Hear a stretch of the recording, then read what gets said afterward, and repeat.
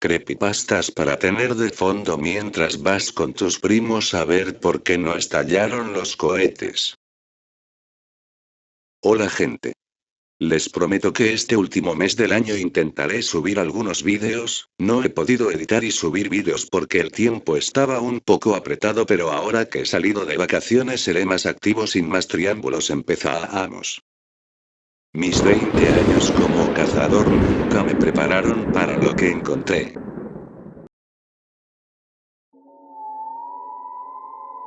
Llevo 20 años rastreando alces en esta zona del país. Conozco la diferencia entre un paso tambaleante causado por un disparo en el pulmón y la carrera frenética de un animal herido en el estómago. Sé cómo se oxida la sangre en el musgo congelado. Sé que cuando disparas una bala de 180 granos a través de la sala de calderas de un alce macho, muere. Puede correr 100 metros, con la adrenalina bombeando el último oxígeno que le queda, pero muere. Ese es el contrato. Aprietas el gatillo, la física se impone y el animal se convierte en carne. Pero lo que Ayes y yo seguíamos por esa cresta rompió el contrato. Estábamos 3 días adentrándonos en el bosque, millas más allá de los viejos cortafuegos donde los guerreros de fin de semana se detienen a beber cerveza y fingir que son amantes de la naturaleza. Estábamos solos Ayes y yo, el cielo gris y el silencio que se cierne sobre la espesura del bosque. Ese silencio que se siente menos como la ausencia de ruido y más como una respiración contenida. Avistamos al macho al amanecer. Era magnífico, una robusta cornamenta de 1,8 x 1,8 centímetros, crin oscura, y su aliento humeaba en el aire gélido. Estaba de pie en un claro de árboles caídos, masticando líquenes perezosamente. Ayes disparó. Es cirujano con rifle. Observé por la mira cómo el impacto resonaba en el hombro del alce. El animal se encabritó, con las patas en alto, y se escabulló entre la densa cicuta. Dentro de un golpe, susurró Ayes, mientras cerraba el cerrojo. Niebla rosada. Pulmones. Esperamos los 30 minutos necesarios para que se asentara y se desangrara.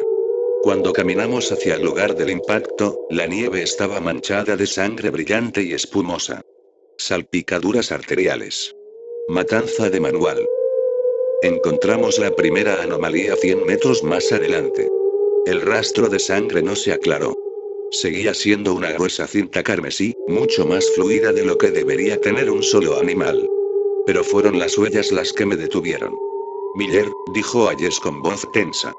Estaba arrodillado junto a un lodo cerca del cruce de un arroyo. Mira qué extensión. Me agaché a su lado. Las huellas del alce estaban allí, hundidas en el lodo, pero la longitud de la zancada era imposible. Entre el último paso y este, el animal había recorrido casi 4,5 metros sin saltar. No había marcas de impacto, ni rastro de espolones clavándose en busca de tracción. Era como si el animal simplemente hubiera extendido las patas hasta una longitud anormal para salvar el hueco.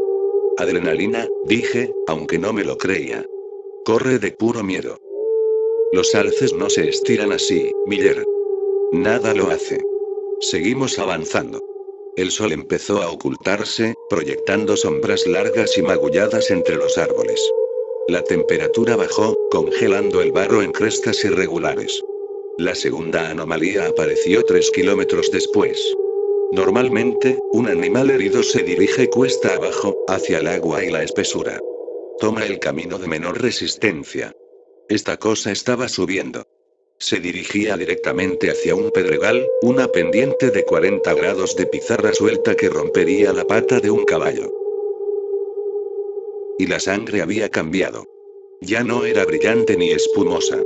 Era oscura, casi negra, y olía mal. No a cobre ni a hierro. Olía a bilis y a caliza húmeda. No me gusta esto, murmuró Ayes, mirando hacia la ladera. El viento arreciaba, silbando entre los pinos muertos.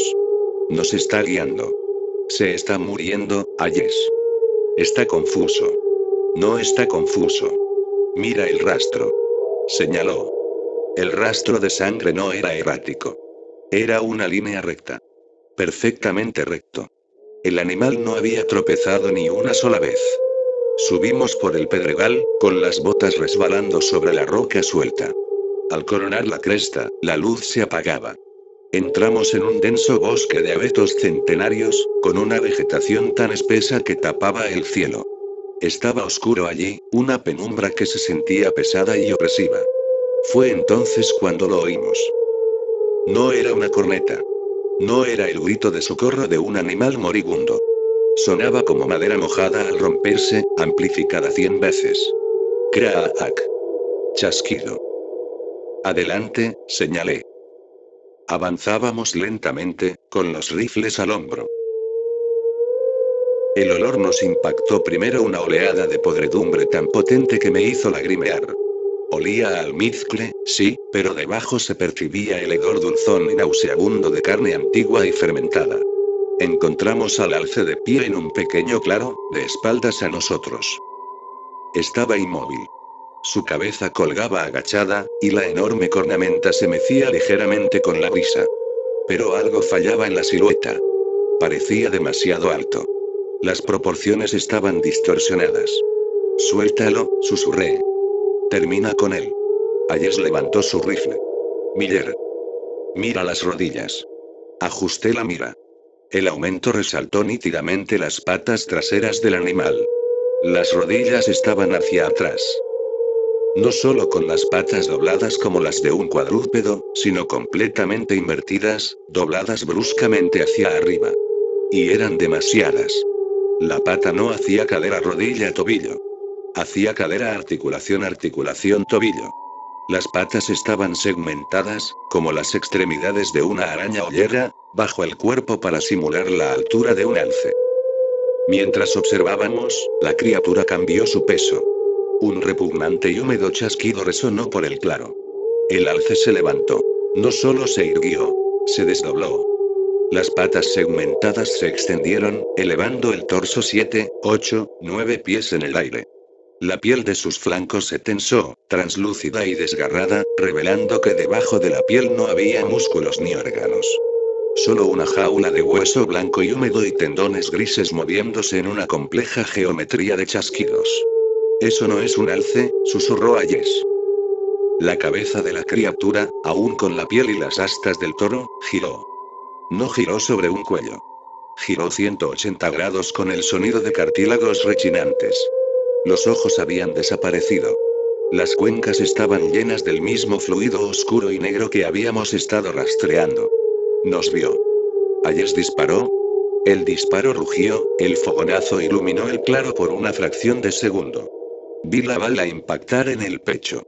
La piel se hinchó, pero no hubo temblor por el impacto. La criatura no se inmutó. Simplemente absorbió la energía. La piel suelta se onduló como agua. Entonces se movió. No corrió. Se escabulló. Las patas multiarticuladas se movieron a una velocidad aterradora y frenética, destrozando la tierra. Cerró los 40 metros que nos separaban en segundos, moviéndose en un zigzag bajo y borroso que el ojo no podía seguir. ¡Corre! Grité, retrocediendo y disparando a ciegas. Ayes no corrió. Se quedó paralizado. Es una reacción que he visto en novatos, pero nunca en un veterano. Su cerebro simplemente no podía procesar la biología que se le venía encima. Se quedó allí, con el rifle a medio levantar y la boca abierta. La criatura no lo mordió. No lo corneó. Chocó contra él. Las largas patas, parecidas a arañas, envolvieron a Ayes, no aplastándolo, sino sujetándolo. El torso de la criatura se desplomó sobre él, la piel de alce lo cubrió como una manta húmeda. Oí el grito de Ayes, un sonido que rápidamente se convirtió en un gorgoteo húmedo. Me di la vuelta y eché a correr. Corrí con el desenfreno de una presa, abriéndose paso entre zarzas que me cortaban la cara, tropezando con raíces, deslizándome por el pedregal que habíamos escalado hacía una hora. Detrás de mí, el bosque se llenó de sonidos que nunca me abandonarán. No era el sonido de comer. Era el sonido de la reorganización. El crujido húmedo de un hueso. El crujido del cartílago al ser forzado a nuevos ángulos. Y por debajo de todo, un sonido bajo y chirriante, como 1000 insectos vibrando en un tronco hueco. Llegué a la línea de árboles del valle y me desplomé, con los pulmones ardiendo y el tobillo torcido. Me quedé allí tendido en la oscuridad, con el rifle apuntando hacia la cresta, temblando tan fuerte que el cañón me resonó entre los dientes. Esperé a que viniera a por mí. Esperé el chasquido de las articulaciones, el olor a podredumbre. Pero no vino. En cambio, el silencio se apoderó del bosque. Un silencio denso y absoluto. Entonces, desde lo alto de la cresta, oí una corneta. Empezó como el grito normal de un alce, un silbido agudo que se convirtió en un grito. Pero a mitad de camino, el timbre cambió. El tono bajó, gorgoteando y deformándose. Se transformó en una voz humana, distorsionada y alargada, gritando una sola sílaba alargada que resonó en las paredes del cañón. Miller. Era la voz de Ayes. Pero sonaba como si la estuvieran forzando a través de una garganta hecha de tubería de PVC y grava. Luego, silencio de nuevo. No dormí. No me moví hasta que salió el sol. Caminé 18 millas sin parar, sin mirar atrás. Dejé mi equipo, mi mochila, todo menos el rifle. Lo denuncié como un ataque de oso. Le dije al sheriff que nos separamos y oí un alboroto. Iniciaron una búsqueda. Encontraron el rifle de Ayes. Encontraron sus botas, bien atadas, aún erguidas en el barro. Pero no encontraron a Ayes. O mejor dicho, no encontraron un cuerpo. Encontraron huellas. El líder de búsqueda y rescate, un hombre que conozco desde hace años, me llevó aparte al comienzo del sendero una semana después. Estaba pálido, conmocionado. Me dijo que encontraron huellas de alce que se alejaban del lugar donde encontraron las botas. Pero se equivocaron, Miller, susurró, mirando por encima del hombro. Las huellas. La zancada era enorme. 6 metros entre escalones. Y el peso. La profundidad de las huellas sugería que el animal pesaba 90 kilos. Hizo una pausa, tragando saliva con dificultad. ¿Y Miller? Las huellas. Solo 2 eran de pezuñas. Las otras 2. Las traseras. No hizo falta que lo dijera. Lo sabía. Parecía que eran manos, susurró. Manos grandes y extendidas hundidas en el barro. Dejé de cazar. Vendí mis armas. Me mudé a la ciudad, donde solo se oyen sirenas y tráfico. Pero a veces, cuando el viento sopla a favor, proveniente de las montañas del oeste, lo oigo. Oigo el chasquido. Y sé que en algún lugar de esa cresta hay un ciervo con demasiadas articulaciones, caminando entre los árboles con patas que no deberían existir. Y entretejida en esa jaula de hueso y podredumbre, hay una parte que recuerda mi nombre.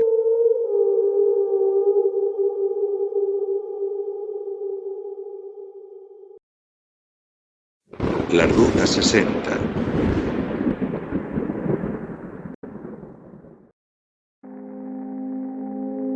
Como dice el título, mi amigo y yo nos perdimos en Massachusetts.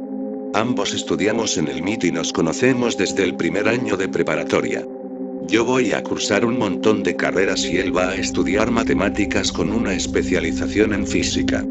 Los dos estamos en esta universidad porque nos esforzamos muchísimo y conseguimos un montón de becas de todo el país. Lo único bueno en Estados Unidos y no planeamos dejar los estudios, especialmente el compañero de esta historia lo llamaremos T. T es un chico testarudo. Ama la música, odia a todos menos a sus amigos y preferiría morir antes que votar. Mide unos impresionantes 1,75 m, es negro y nunca se acobarda ante una pelea. Ha ganado tantas peleas de bar que podría haber ganado el campeonato de la UE sin competir. En resumen, T es un crack. Ahora, fíjense en mí, mido 1,88 m, soy asiático, hombre, tengo el pelo teñido de verde, me encantan los coches y preferiría morir antes que meterme en una pelea. A pesar de mi altura, no soy musculoso y prefiero pasarme los días pudriéndome en la sala de ajedrez antes que en una discusión. Yo soy el virgen, T es el gigachad. Así que vamos camino a un precioso lugar de vacaciones a las afueras de Massachusetts, vamos por la autopista y nos metemos en el carril de la derecha para tomar la siguiente salida. T mira el GPS y me dice que gire hacia la salida 60.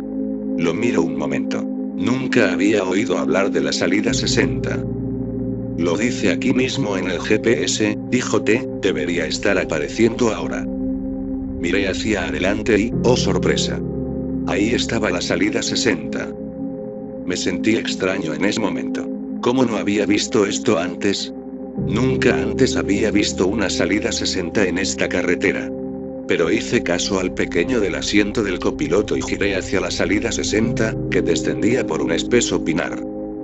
Durante varios kilómetros recorrimos la carretera pasando la salida 60, rodeados de los altos pinos que la bordeaban.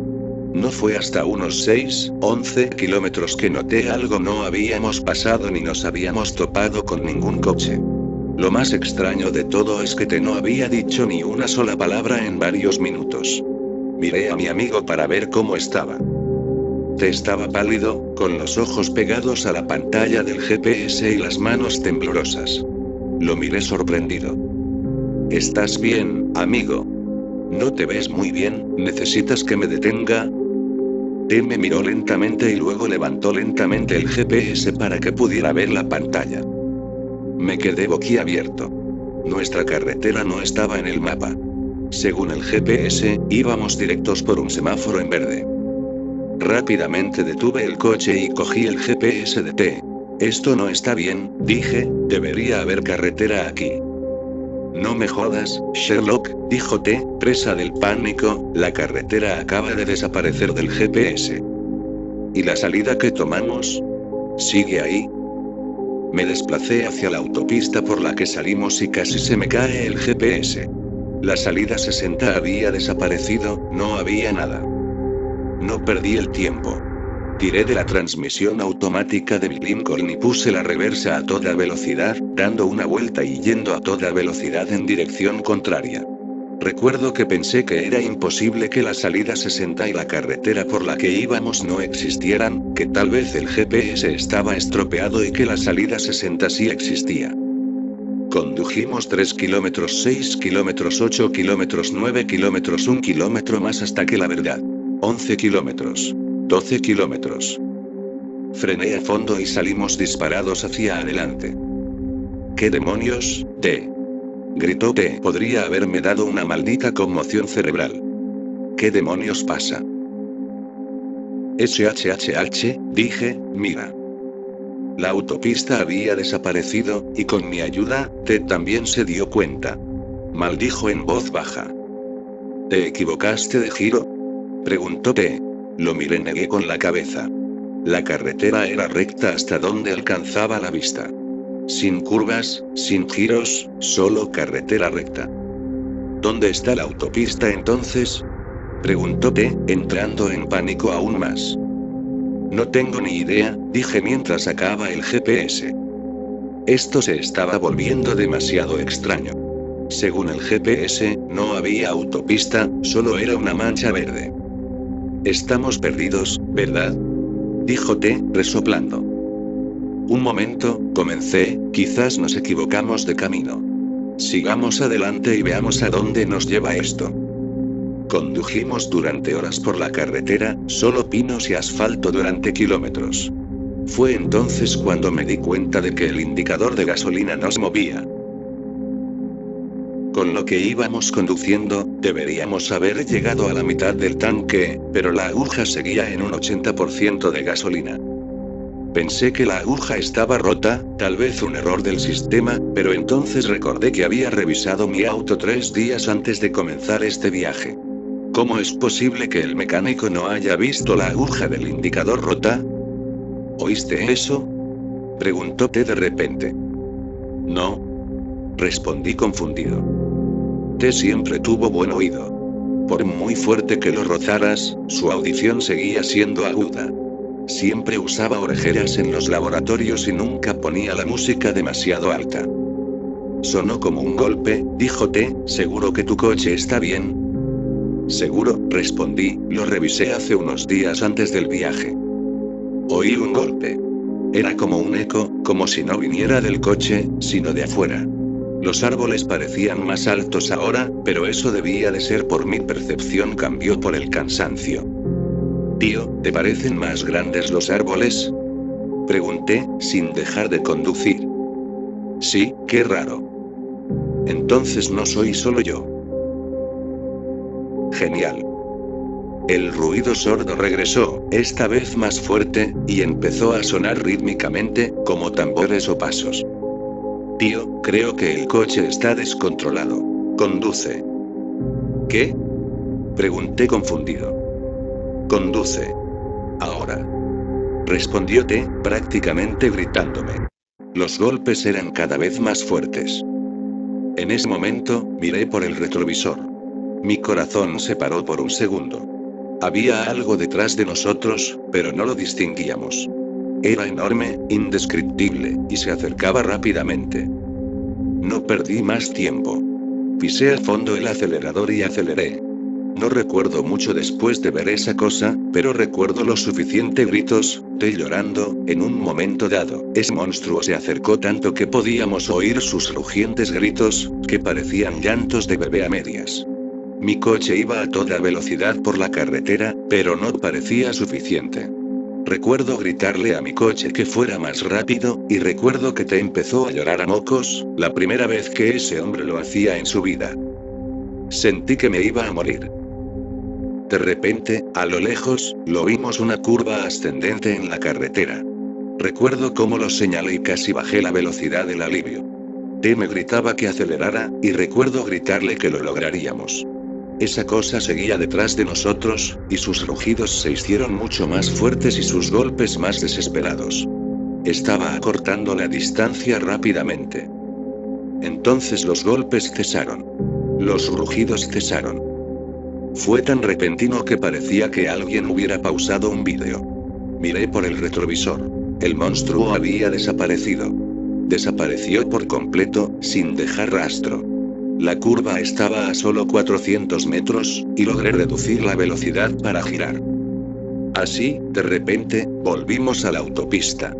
Derrapamos al borde de la carretera. Fue un milagro que nadie nos atropellara al entrar. T y yo nos quedamos allí sentados durante lo que parecieron horas, jadeando y mirándonos. De repente, T sonrió. «Mierda, tío», dijo jadeando, «¿qué demonios acaba de pasar?». De repente, empecé a reírme entre dientes, no tengo ni idea. Ambos nos echamos a reír, aliviados de haber escapado de lo que acabáramos de pasar. Dejamos de reírnos al cabo de un rato y me disponía a arrancar el coche cuando un agente de la patrulla estatal se detuvo delante de nosotros, salió del suyo y se acercó. Bajé la ventanilla cuando se detuvo. ¿Están bien, chicos?, preguntó el agente con un extraño y marcado acento australiano. Parece que acaban de ver al mismísimo Satanás. Agente, dije, no tiene ni idea. Los vi parar y pensé que necesitaban ayuda. ¿Necesitan que los lleve? Estamos bien, agente, respondí. ¿Sabe dónde está el motel más cercano? El agente señaló la carretera solo unos kilómetros más adelante y gire a la izquierda en el cruce. Gracias. No hay problema. El agente regresó a su patrulla. Al entrar, noté algo el número de patrulla de su coche. Patrulla Estatal de Massachusetts N. 060. Nunca entenderé del todo lo que pasó ese día, ni explicaré el escalofrío que me dio ver ese número de patrulla, pero sí puedo explicar esto: nunca tomé una salida de la carretera que no recuerde haber tomado, especialmente si está marcada como salida 60. Mi última caza.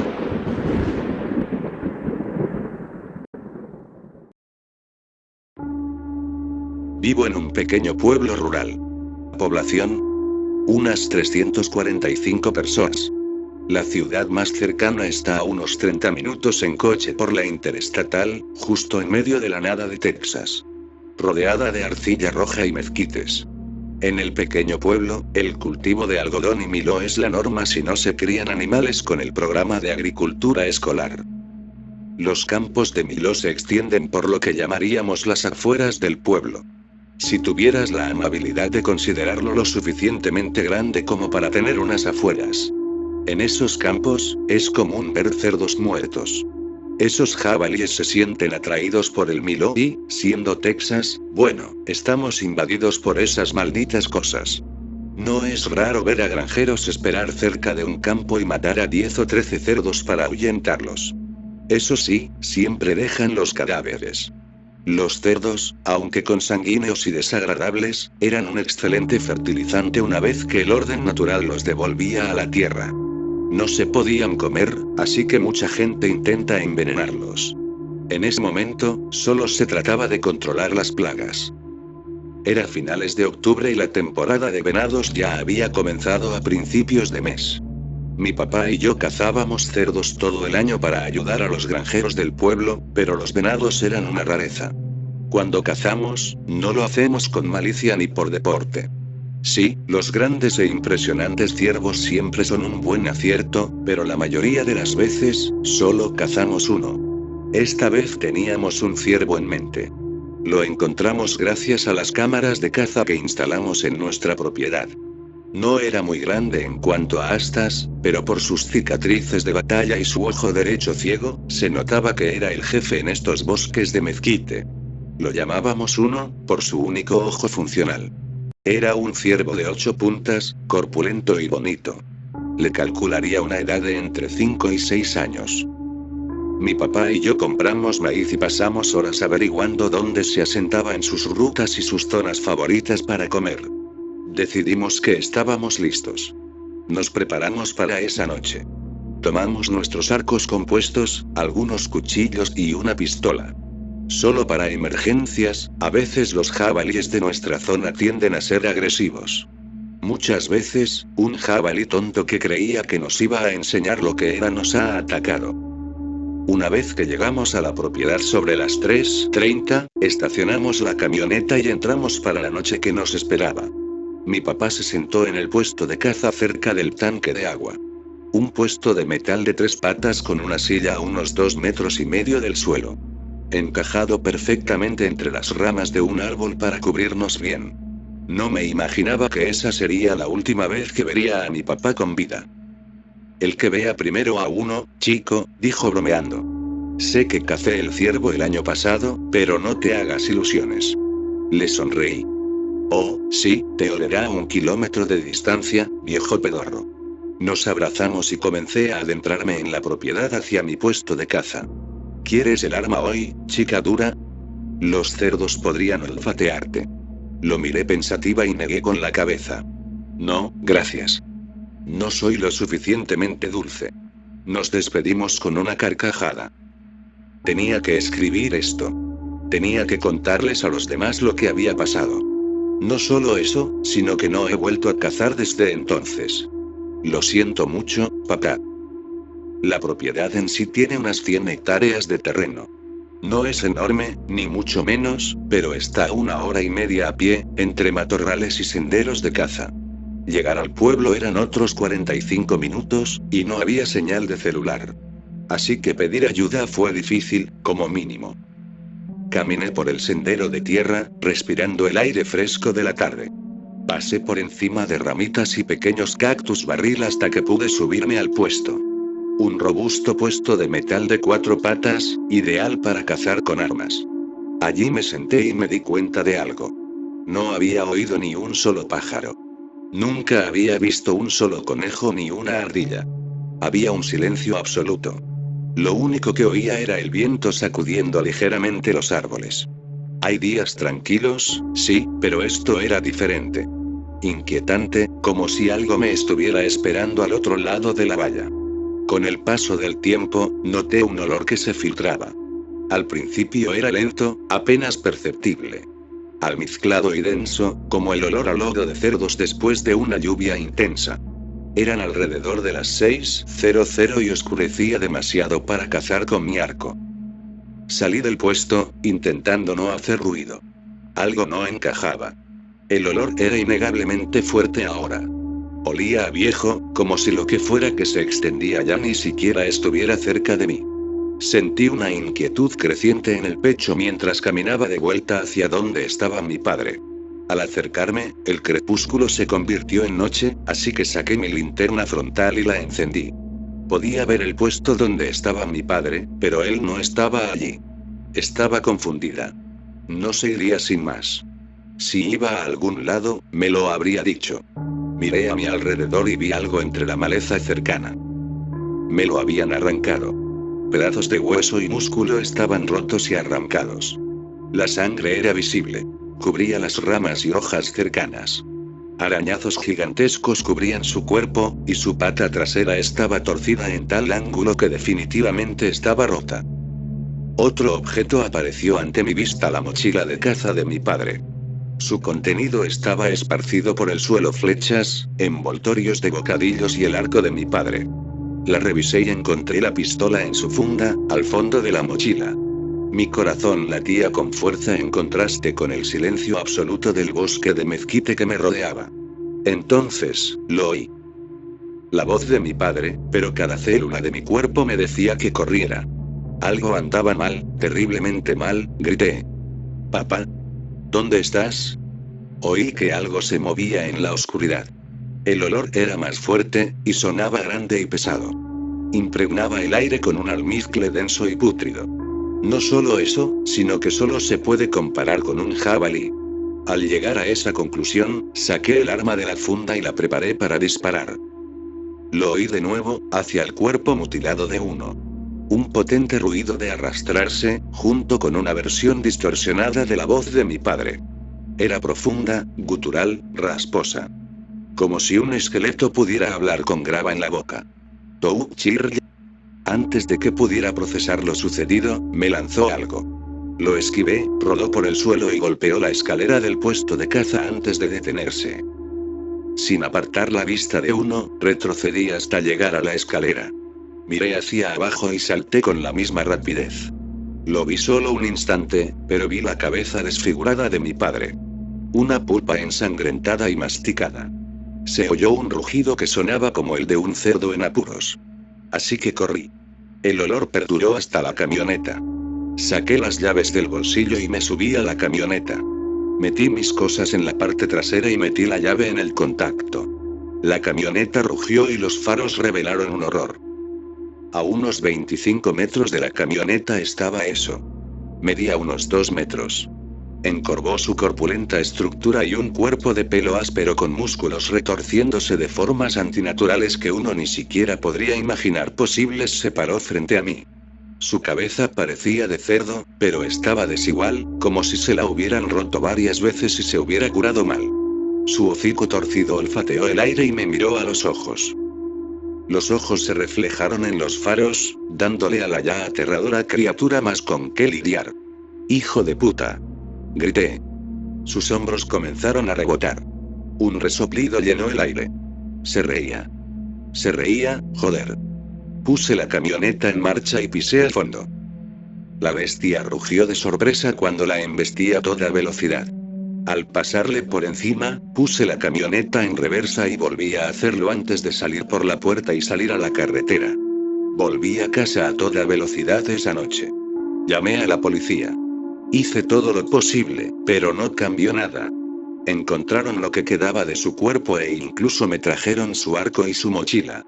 Ni siquiera puedo explicar lo que pasó esa noche, pero sé que no lo maté. Lo sé solo porque a veces todavía oigo sus risas. Por favor, nunca te separes de tu compañero de caza. Nunca se sabe qué podría venir a visitarlo. Fui a explorar las zonas de cuevas de mi zona, descubrí algo.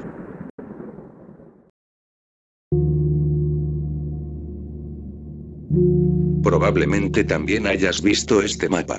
Aparece en foros como Reddit cada pocos meses, normalmente en subreddit Creepy o subreddit MapPorn. Muestra dos imágenes: una es un mapa de personas desaparecidas y la otra es un mapa de los sistemas de cuevas subterráneas de Estados Unidos. La superposición es prácticamente idéntica. Las cavernas coinciden con las desapariciones casi al instante. La mayoría de la gente lo ve, dice que es espeluznante. Y lo pasa por alto. Yo también lo hacía antes. Pero esta vez lo amplifiqué. Vivo en una zona rural de Kentucky, en las laderas de las montañas. Vi un denso grupo de puntos rojos justo en mi condado, justo encima de un sistema de cavernas menor llamado Blackwood Sinkholes. No era una trampa para turistas como Mammoth Cave. Era una cicatriz irregular en el bosque que ni siquiera los lugareños molestaban en ver. Se lo enseñé a mi novia, Jess. Decir que Jess es una amante de la naturaleza sería quedarse corto. Es de esas chicas que tienen 3 tipos diferentes de botas de montaña y creen que un fin de semana sin suciedad bajo las uñas es un desperdicio. Yo soy todo lo contrario. Me quedo despierta hasta las 3 de la madrugada leyendo sobre asesinatos sin resolver y, en general, siendo una vampira. Es una coincidencia, ¿ves? Señalé la pantalla. Aquí nada desaparece porque se pierde. Se cae. Oh, meneé las cejas. Algo los atrae. Jess puso los ojos en blanco, pero sonrió. ¿Quieres ir a cazar fantasmas? Quiero ir a desmitificar, corregí. Salimos de excursión, acampamos cerca de los sumideros, cocinamos comida de verdad, tomamos bourbon y vemos si aparece el hombre polilla. Se suponía que iba a ser divertido. Una mezcla de su amor por la naturaleza y mi curiosidad morbosa. Cargamos el jeep el viernes. Tiendas de campaña, sacos de dormir y una nevera portátil pesada llena de costillas marinadas y hielo para el whisky. La caminata a los lavaderos de Blackwood estaba a solo unos 5 kilómetros del camino forestal más cercano, pero el terreno era brutal.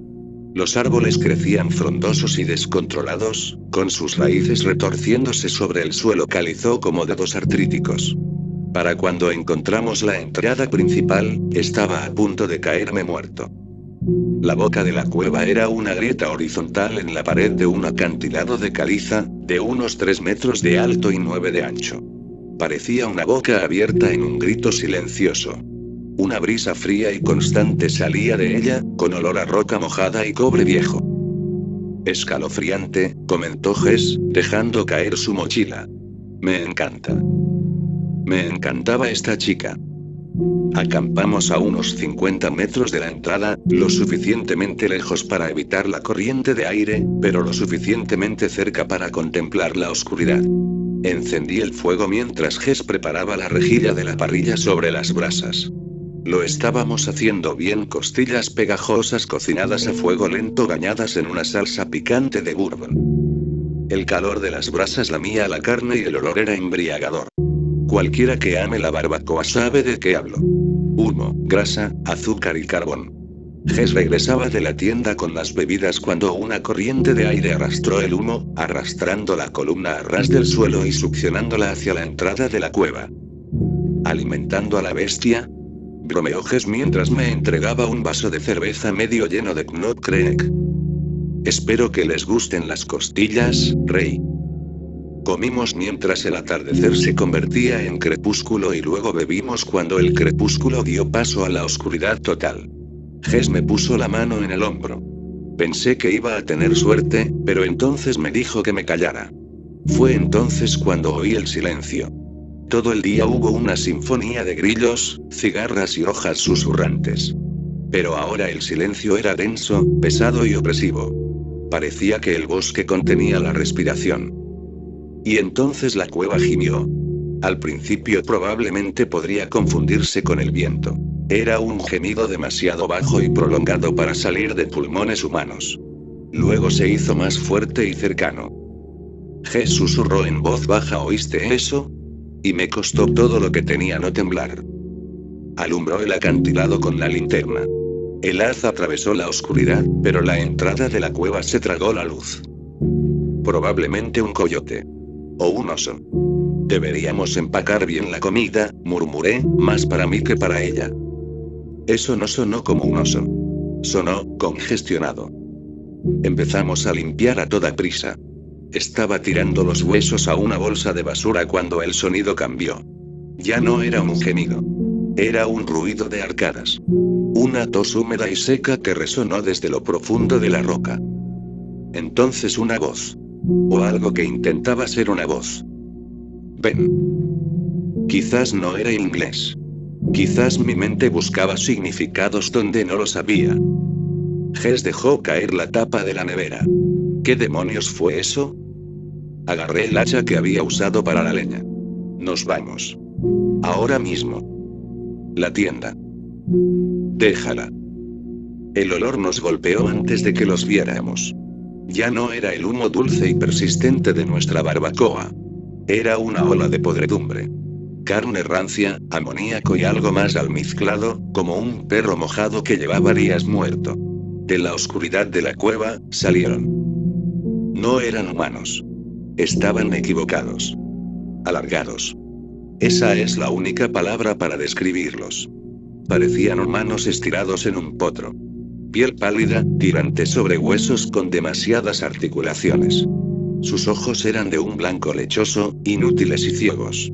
Largos dientes podridos, astillados, rotos y dentados sobresalían de unas mandíbulas bajas, demasiado anchas y demasiado flojas. Y eran 3. 2 se arrastraban por el suelo y el tercero cojeaba con movimientos espasmódicos, como un insecto. Fueron directos a la parrilla. Uno de ellos agarró la parrilla abrasadora con una mano desnuda y con garras. Ni siquiera se inmutó al sentir el chisporroteo de su piel. Se llevó el metal a la cara y gimió, lamiendo la grasa con una lengua demasiado larga y demasiado negra. No te muevas, susurré, aterrorizado de que el latido de mi corazón nos delatara. La criatura emitió un chirrido y dejó caer la parrilla. Giró la cabeza. No nos miraba, estaba ciego, lo notaba, pero nos buscaba. Inclinó la cabeza, olfateando el aire como un perro hambriento. Nos olía. Y entonces arqueó el lomo y gimió. Era como un chillido de uñas sobre pizarra, rechinando los dientes, escalofriante, que me resonó en los oídos y me hirió las entrañas. Abrió su boca demasiado grande y vi mi muerte. Mi, dijo con voz áspera. Les tiré la bolsa de basura. Fue por instinto.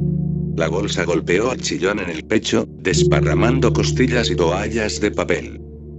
La distracción funcionó por un segundo. Los 3 cayeron sobre las costillas y la basura frenéticamente.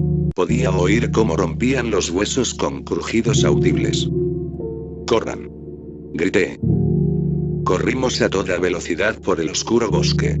Tropezamos con raíces, chocamos contra árboles jóvenes y nos rasgamos la ropa con zarzas. Detrás de nosotros, el crujido de huesos cesó, reemplazado por un chillido agudo y ululante que parecía una mezcla entre un coyote y un niño sollozando.